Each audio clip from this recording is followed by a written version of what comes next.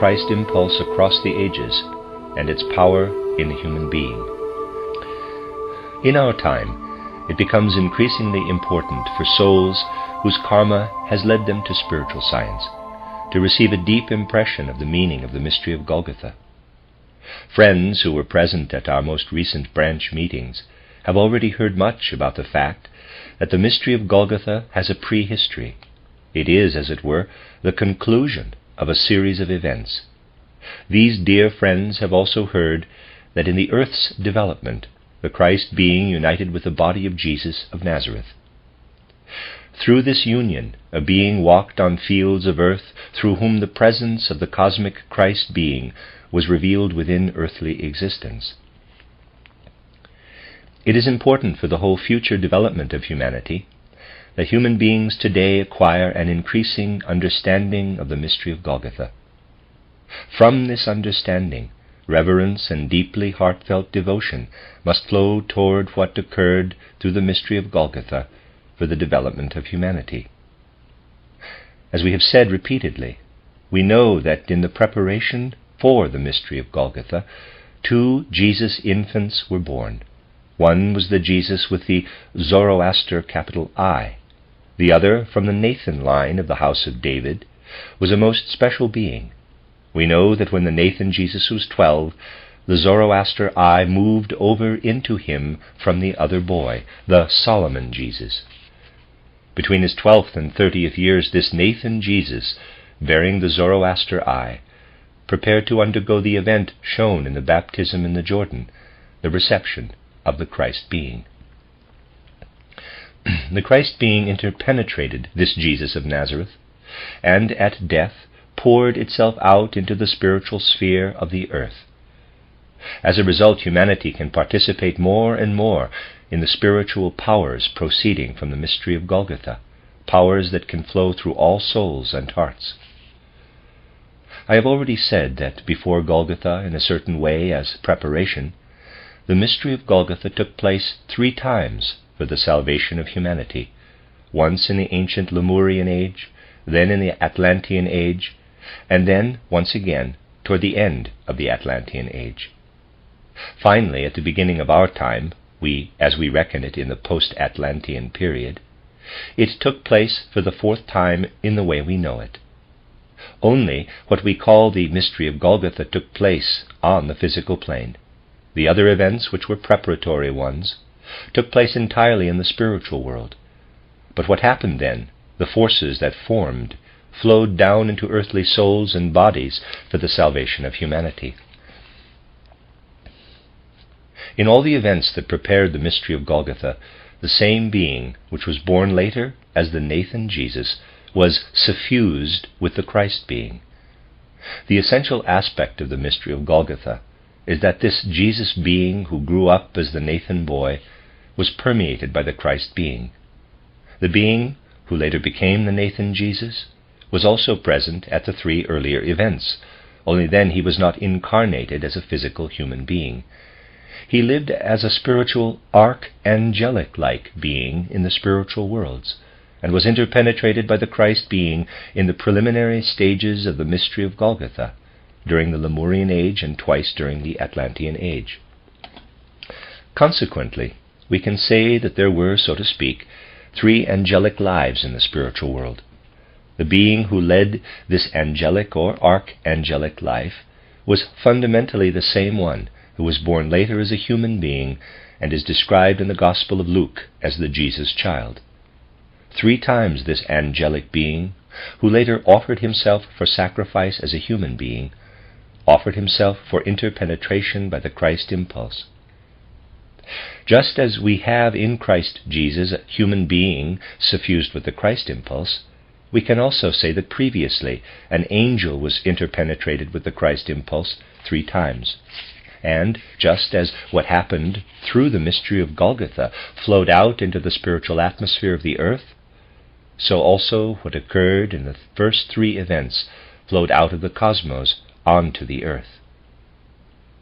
If we look at the course of human evolution and see how the mystery of Golgotha stands at the midpoint of human development, we can in fact say that the mystery of Golgotha is such a midpoint in earthly development. Everything that happened before the mystery of Golgotha points ahead and prepares for the mystery of Golgotha. And everything that happened afterward represents the gradual progressing flow of the forces from the mystery of Golgotha into human souls and hearts.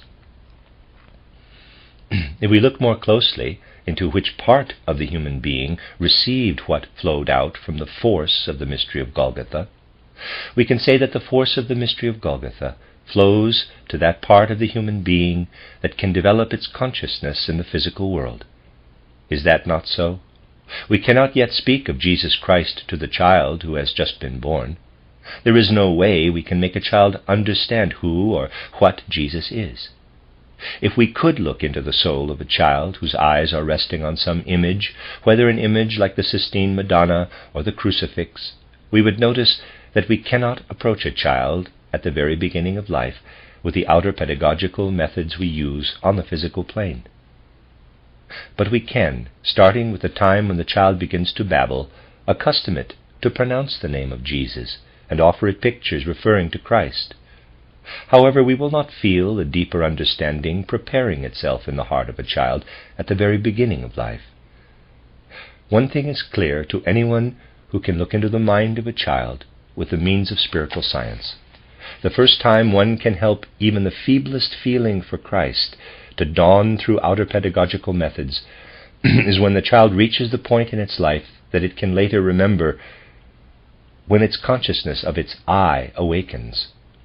Certainly no great understanding will be present in the first years after consciousness of the I awakens, but any kind of representation that has something of the life of the Christ impulse in its words and pictures, and that we communicate without dogma, will benefit for the rest of his or her life the person this child will become.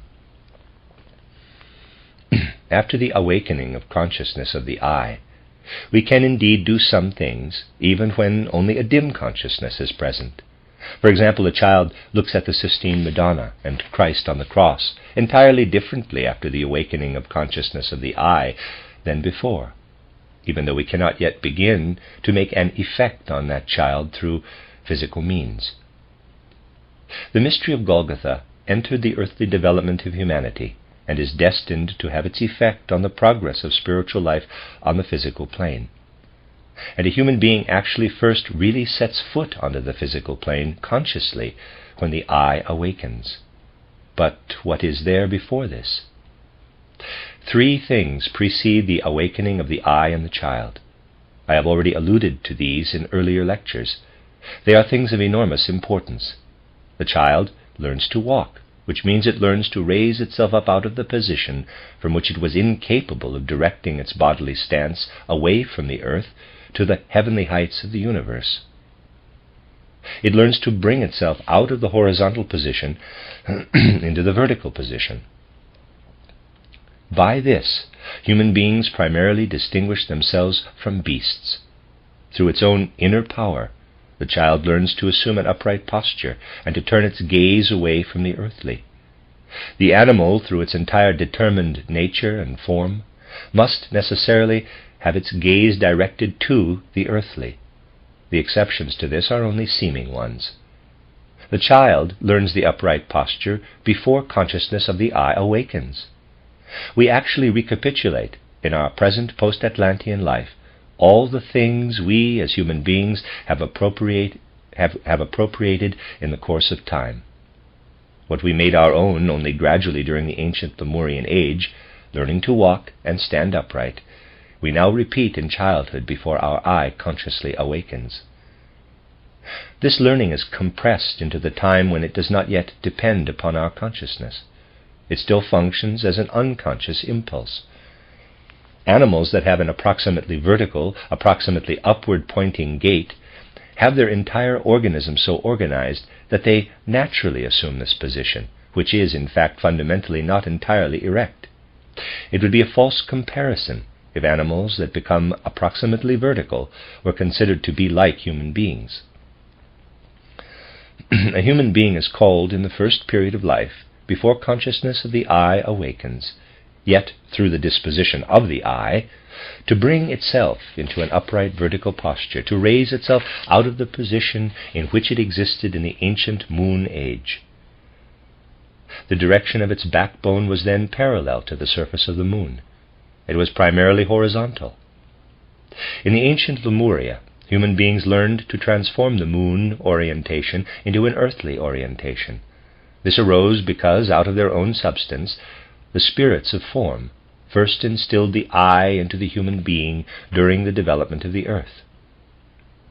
The first manifestation of this influx of the eye is the inner power, through which the human being straightens up and is thereby, as it were, snatched away from the earth. The earth itself has inner spiritual forces that can flow through the backbone if it remains horizontal in its natural growth, as in the body of an animal. But the earth has no power within itself to serve the human being directly. The human being can stand upright because of the eye. Later, the consciousness of the eye will awaken, so that the human being can develop harmoniously in its upright vertical gait. Forces must flow in from out of the cosmos. However, because the human being was torn away from the spiritual powers of the earth, Lucifer and Ahriman would have been able to bring human development into disorder if the first Christ event had not intervened during the ancient Lemurian period. During this ancient Lemurian period, in the spiritual realm closest to our earthly realm, the Christ being interpenetrated the being that later became the Nathan Jesus, who then, however, was a kind of angelic being. That was a preliminary stage to the mystery of Golgotha. The consequence was that, during ancient Lemuria, in the etheric spiritual heights, however, the future Nathan Jesus, who otherwise would have had the form of an angel, assumed an etheric human form, naturally not a fleshly one. In the closest region above the earth, Jesus of Nazareth was to be found as an etheric angel form. Through its suffusion with the Christ being, the future Nathan Jesus then assumed etheric human form. With that, something new entered into the cosmos. This then radiated forth over the earth and made it possible for the physical form of the earthly human being, into which the power of the etheric Christ being flowed, to protect itself from the destruction that would have forced its way in, if the formative power that makes it a proper upright being had not been able to shine into, interpenetrate, and live within it. If the formative power, which is able to shine in because the first Christ event took place, had not flowed in with the physical sun forces, chaos would necessarily have come. What the human received through this has been living in the evolution of humanity since ancient Lemuria. We are looking at a developing human child in the right way, if we recognize that when the child straightens itself up from a creeping, crawling, helpless state and stands or walks for the first time, this can only happen properly and for the benefit of humankind, because in the ancient Lemurian age the first Christ event took place, and the spiritual etheric being who was the Nathan Jesus took on human etheric form through being permeated by the Christ. Truly, spiritual science exists so that we may enrich our feelings. Such feelings as can live in our souls when we see a child standing up and learning to walk certainly have a deep religious background. We should remember why a child walks, and then think how the Christ impulse is to be thanked for it. Thus we enrich our worldview through spiritual science and gain a feeling that we could not otherwise have for what surrounds us. We notice at the same time, through spiritual science, the protector or guardian of a child's growth and development. We notice how the Christ force radiates all around the being and growth of the child. In my presentation from the Akashic Chronicle for the Lemurian period, which discusses our Lemurian ancestors, you will see that these ancestors were mute. The Atlantean human first really learned to speak. How this happened is explained in those essays on the Akashic Chronicle. Learning to speak is the second of the abilities the child appropriates before true consciousness of the I awakens. The awakening of the consciousness of the I follows learning to speak. Learning to speak rests entirely on a sort of imitation, whose foundations lie deep in human nature. Speaking is a second human ability that entered earthly humanity through its evolutionary course of development. Because the spirits of form poured through human beings, interpenetrating them, we are able to speak a language and to live our earthly lives on the physical plane. Thus, through a second element, language, we tear ourselves away from the earth, from the spiritual forces that are active within the earth. Animals are suffused with these spiritual forces of the earth and do not really learn to speak. Even speaking with gestures of the animal is not the same as human speech. If through training or some other means we were to make a speech possible for the animal that was similar to human beings, conditions would arise outside its body that would have to be discussed by spiritual science, but are outside our topic today. We want to stay with the normal development of the human being. The disposition for human speech was given through what the spirits of form poured in from divine heights. Let us stop here and observe how human beings transformed themselves from muteness into speaking beings.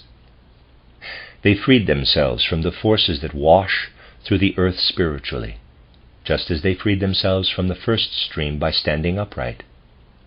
Through the influence of Lucifer and Ahriman, everything connected with speech would have become base if human beings had been left entirely to the ministrations of earth, if cosmic spiritual influences that came down to earth had not poured themselves into the human being.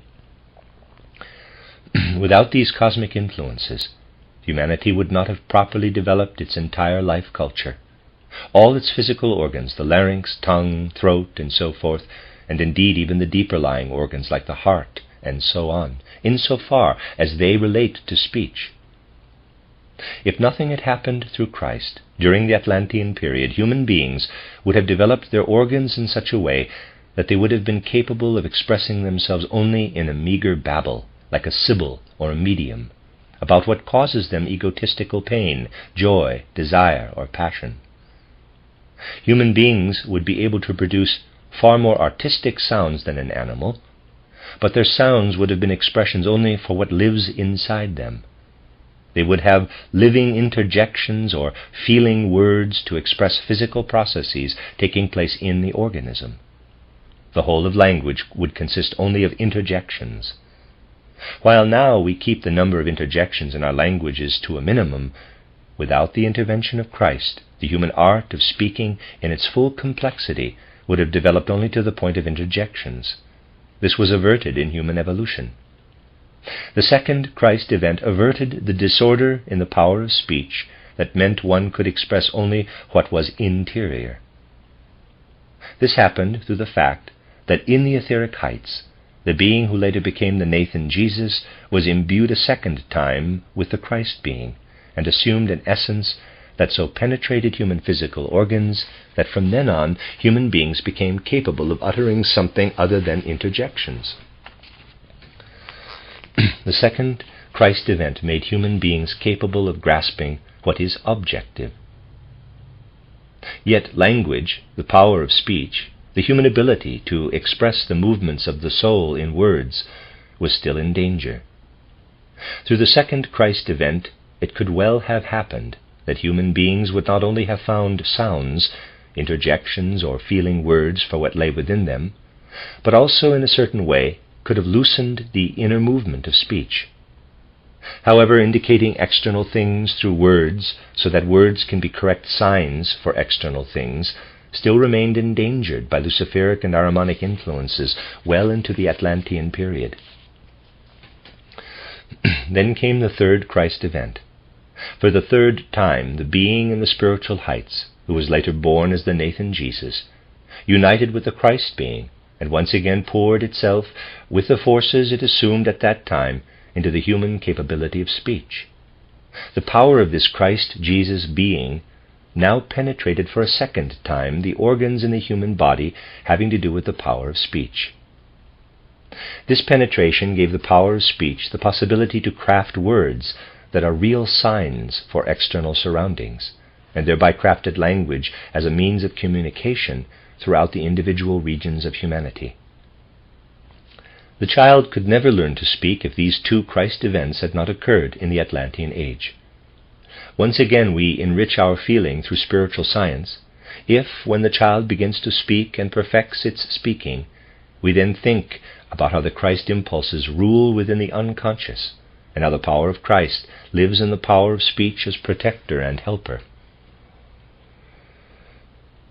After the 3 Christ events, which I have discussed again today from a certain point of view regarding their influence on human development, there came the post-Atlantean period. In post-Atlantean development, first the peoples of the Egypto-Chaldean culture have the task of repeating what happened for humanity during ancient Lemuria, but penetrating it with consciousness. Utterly unconsciously, human beings learned to be upright beings in the Lemurian age, and to be speaking beings in the Atlantean age. Human beings had received the Christ impulse into themselves quite unconsciously, because their power of thinking had not yet been awakened. In the post-Atlantean age, they were to be led slowly to understand what they had received unconsciously in ancient times. It was the Christ impulse that allowed human beings to stand upright and to look upward to the cosmic heights. Human beings at first experienced this Christ impulse unconsciously, as it was experienced in the Lemurian age. Then, not yet fully conscious, but as if in a state of preparation for full consciousness, the peoples of Egypt were guided to revere what lives in the human power of raising oneself upright. The initiates of Egyptian culture made sure that the people learned to revere the power of becoming vertical by making them erect the pyramids, which rise up from the earth to the heavens. We must still admire today how, through the intervention of cosmic powers, this uprightness was brought to expression in the entire form and position of the pyramid structure. The obelisks were erected there, so that the human beings would begin to penetrate what the power of uprightness is. The wonderful hieroglyphs in the pyramids and on the obelisks, which were supposed to point to the Christ, awakened the spiritual powers from the Lemurian age. Although the Egyptians were able to arrive at a dim understanding of the power of uprightness, they were incapable in respect to the power of speech. Their mind had first to achieve the proper training in feeling, so that human beings in later times could understand the riddle of how Christ lives in the human gift for words. This riddle was to be taken up by the maturing human soul with the most devout awe. The Hierophants, the initiates of Egyptian culture, took care of this in a wonderful way by erecting the enigmatic Sphinx with its mute adamant form, which resonated under the influence of the cosmos mainly for the exaltation of the people of that time. In looking at the mute Sphinx, which began to resound from out of the cosmos to the rising sun under certain conditions and relationships, the deep reverence of the soul took form. Through this awe, the soul was prepared to understand the speech that must be spoken in the time when it was to be brought to higher consciousness. In what the Sphinx could not yet say, it laid the groundwork for what was to be said to humanity. The impulse of Christ lies in the forming of the movement of the Word. This was said to humanity in the words, "In the beginning was the Word, and the Word was with God, and the Word was a God. This was in the beginning with God. There it was, where everything came into being. And nothing came into being except through the Word. In the Word was life, and life was the light of human beings." End quote. Quote, "In the Word was life, and the life was the light of human beings." Quote. This word stands at the place where the Gospel was born from the fourth post-Atlantean period, when, prepared by Greco-Roman culture, people had arrived at the point of recapitulating, in the fourth post-Atlantean cultural period, what had transpired in the Atlantean age. Just as the veneration of uprightness was recapitulated in the Egyptian age, so now the veneration of the Word was recapitulated. In this way, superhuman spiritual forces work their way into the development of humanity. The third thing the child must learn before really awakening to consciousness of the I is representation or thinking. Thinking, in this sense, was reserved for the humanity of the post-Atlantean age. Basically, it came, in fact, first for the people of the fourth post-Atlantean period. Before that time, human beings thought in images. I will speak of this in my forthcoming book, The Riddles of Philosophy. A child, in fact, thinks in images. Thinking thoughts was first given to humanity, was first awakened in the 6th and 7th centuries before Christ. Since then, thinking thoughts continued to develop ever further. We are standing now in the midst of this unfolding. Such thinking of thoughts evolves in such a way that it seizes our eye. The 4th Christ event, the mystery of Golgotha, took place so that such thinking may also be connected to the Christ impulse, and not lapse into disorder in its effect on the eye. And if our thinking is to become increasingly ordered and continue to develop, so that thoughts do not become chaotic and confusing, but rather are permeated with inner feeling, so that a healthy truth-thinking should continue to develop, this will all happen because thinking has been able to attain the impulse to do so through the mystery of Golgotha. Such thinking will take place because of the 4th Christ event, when the Christ impulse poured itself out into the spiritual atmosphere of the earth. The pouring forth of the Christ impulse happened for the first time in the Lemuria, when Lucifer threatened the upright nature of the human being. It happened a second time in the Atlantean age, when human beings were snatched away from the danger that threatened their speech through the fact that speech is expression from within outward. There was a danger of speech lapsing into disorder. Toward the end of the Atlantean age, a third intervention occurred through Christ's interpenetration of the being who later became Jesus of Nazareth. Through this act, the gift of speech, insofar as it became a sign for external things, was saved from danger. The 4th danger concerned thinking, the inner representation of thoughts. Human beings are saved from this danger through penetrating with their thoughts such forms as that which has flowed out through the mystery of Golgotha into the spiritual sphere of the earth, and which can live within us if we are willing and have prepared ourselves through spiritual science. We are far enough along in the development of humanity that the first words of the Gospel of John may be expressed in another form. Quote, "In the beginning is the thought, and the thought is with God, and a divine thing is the thought. In it there is life, and life should become the light of my capital I, and may the divine thought shine in my eye, so that the darkness of my eye may grasp the divine thought." Unquote. Although it was not understood fully, such was the direction in the development of humanity. The 4th post-Atlantean culture began in the 8th century of the pre-Christian age. About 3.5 centuries later, thinking was sufficiently mature that it could be expressed by the Greek philosophers with the clarity that led to Platonic philosophy. Then human life was penetrated with the Christ impulse. The 5th post-Atlantean period began with the 15th century after Christ. The time from the beginning of the 4th post-Atlantean period to the understanding of thought is exactly as long as the time from the beginning of the 5th post-Atlantean period to a conscious expression of the nature of thinking, that is, until Hegel. Human thinking experienced its peak in Hegel with the statement, quote, "The life and activity of thinking in truth is spirit at work." Unquote. What Hegel said in such an apparently incomprehensible way can be expressed with the words, quote, "In the beginning was the thought, and unending is the thought, and the life of thought is the light of the eye. May radiant thought fill the darkness of my eye, so that the darkness of my eye may comprehend it, the living thought, and live and weave in its divine beginning." End quote. The development of humanity proceeds in this way. Humanity has not come very far, precisely because Hegel has been maligned a great deal. One could truly say, quote, "And radiant thinking appeared in the darkness, but the darkness wanted no part of it." Unquote. If we learn to understand our life, the life of thinking, then we will understand what will be incumbent upon humanity in its more distant existence.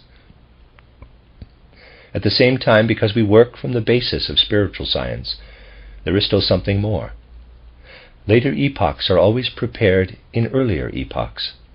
While we are cultivating spiritual science in the midst of the 5th post-Atlantean period, and have more and more to contribute to the understanding of living thinking, thinking that is becoming clairvoyant, we have at the same time to prepare for the 6th post-Atlantean period. Life flows into thoughts through the Christ impulse. The Christ impulse will also flow into something that belongs to the capacities of the human soul and should not be confused with thinking alone. The child develops its capabilities out of the unconscious. In that it attains consciousness of the I, it enters the sphere where it can appropriate and must develop what through the Christ impulse can come in from without. As the child learns to walk and to speak and begins to work its way through to the I by learning to think, we can gradually see how the conscious Christ impulse, which entered through the mystery of Golgotha, has its effect on children. There is something else that lies in the faculties of the soul into which humanity today cannot yet receive the Christ impulse. Leading this Christ impulse into upright walking, into speaking, and into thinking is possible through what has existed within human culture for centuries. If we base ourselves on spiritual science in the right way, we must think about bringing the Christ impulse into a 4th element, and about preparing this introduction into a 4th human faculty. We must bear this in mind. Where the Christ impulse cannot yet be led, but is being prepared to be led, is into human memory. For beyond walking and standing upright, speaking and thinking, the power of Christ is now entering memory. We can understand the Christ when he speaks to us through the Gospels. However, we human beings are being prepared for Christ to enter into thoughts, which then live on within us as remembered thoughts and representations. And the time will arrive for humanity in the 6th greater period of human development, but it is now being prepared, when people will look at what they have experienced, which lives in them as memory, and will see that Christ lives with them in the power of memory. Christ will be able to speak through every memory picture. Moreover, when we give new life to the representations that are so connected with us in our memory, Christ will be present in the memory. We will be able to look back at our lives and recognize that just as we remember, just as the power of remembrance lives in us, so also the Christ impulse, which has been poured into that power, lives in this remembrance. The way that has been ordered for human beings to make more and more true the words, quote, "Not I, but Christ in me," unquote, will be made smooth by the fact that the Christ impulse will gradually take up residence in the power of memory. The Christ impulse is not yet within memory. When the Christ impulse will not only live in the human intellect, but will also pour itself out over the whole tract of memories, then human beings will not be wholly dependent on external documents to learn history, for the power of recollection will expand. Christ will live in this memory. And because Christ will live in the human power of memory, human beings will know how he worked from beyond the earth up until the mystery of Golgotha, how he prepared and underwent this mystery of Golgotha, and how he continues to work further as an impulse in history. We will have this overview just as we have memory today. We will not be able to survey the earthly development of humanity without seeing the Christ impulse at its center. All power of recollection will be penetrated by the Christ impulse, and at the same time be strengthened through that penetration. For those of us who are to comprehend Christianity in a living way, also these words can be valid in the future. Quote, "In the beginning is memory, and memory lives on, and divine is memory, and memory is life. And this life is the I of human beings, which flows in human beings themselves. Not they alone, but Christ in them, when they remember divine life. There, in their memory is the Christ, and as radiant memory life, the Christ will shine in every immediately present darkness." We will be able to say, quote, "Christ is in the inner life of our soul," unquote. Many of us will feel this because we will learn to connect ourselves with the Christ impulse through memory, just as we learned as children to straighten ourselves up, to speak, because we connected with the Christ impulse. Many of us also feel that because our current capacity of remembrance is in a preparatory state, it would in the future lapse into disorder if it did not have the will to let itself be penetrated with the Christ impulse. If materialism on earth were to deny the Christ, then memory would come into disorder. Then more and more people would appear whose memory would become chaotic, and who would become duller and duller in their dark eye consciousness, because memory did not shine into this dusky consciousness of the eye. Our powers of remembrance can only develop properly if the Christ impulse is viewed correctly. Then history will live like a living memory, so that the understanding for true events enters into memory. Then human memory will understand the midpoint of world events. Then vision will become valid for human beings. Common memory, which focuses only on one life, will extend itself over previous incarnations. Remembrance is now a process of preparation that will be completed through Christ. Whether we look outward at how we developed unconsciously as children, or whether we turn our gaze within, or through extensive deepening of our inner selves look as far as what remains as our inner life in memory, we see the living power and activity of the Christ impulse everywhere. The new Christ event, which is now approaching, not physically but etherically, is connected with the first kindling of the ability to remember, with the first unfolding of the suffusion of memory with Christ. In this penetrating of memory, Christ will approach human beings as an angelic being. We must prepare ourselves for that. Hence, spiritual science should not enrich us merely with theories, but should pour into us something that makes us capable of receiving what confronts us in the world, and what we ourselves are, with other feelings. Our life of feelings and sensations can be enriched if we penetrate with spiritual science in the right way into the essence of the Christ impulse, and its workings in the human being and in the spiritual nature of the human being. It is good to often think the following, quote, "In the beginning was the force of memory. The force of memory shall become divine, and a divine thing shall the force of memory become. Everything that arises in the eye shall become such that it is a creation from memory imbued with Christ, with the divine. In it there shall be life, and in it there shall be radiant light, which from thought that remembers shines into the darkness of the present. And may darkness, as it is at present, comprehend the light of memory become divine." Unquote. If we take in the sense of such words, then we receive something that is right for human beings to acquire. As the plant forms the seed for the life of the next plant, we learn not only to sense within ourselves the fruits that come to us from earlier incarnations, but also to sense so that we understand how to pass over into following incarnations. In following incarnations, our capabilities of memory would be in a very sorry state if we did not imbue ourselves with the Christ impulse.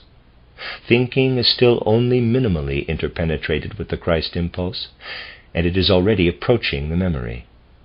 Let us learn from spiritual science to live not only for what is temporal in human beings, but for that which is eternal in human beings, for that which passes through repeated incarnations. And let us learn through spiritual science with the right understanding and the right feeling for the strongest impulse in the whole evolution of humanity, the Christ impulse, can mean for the full realization of our own soul life.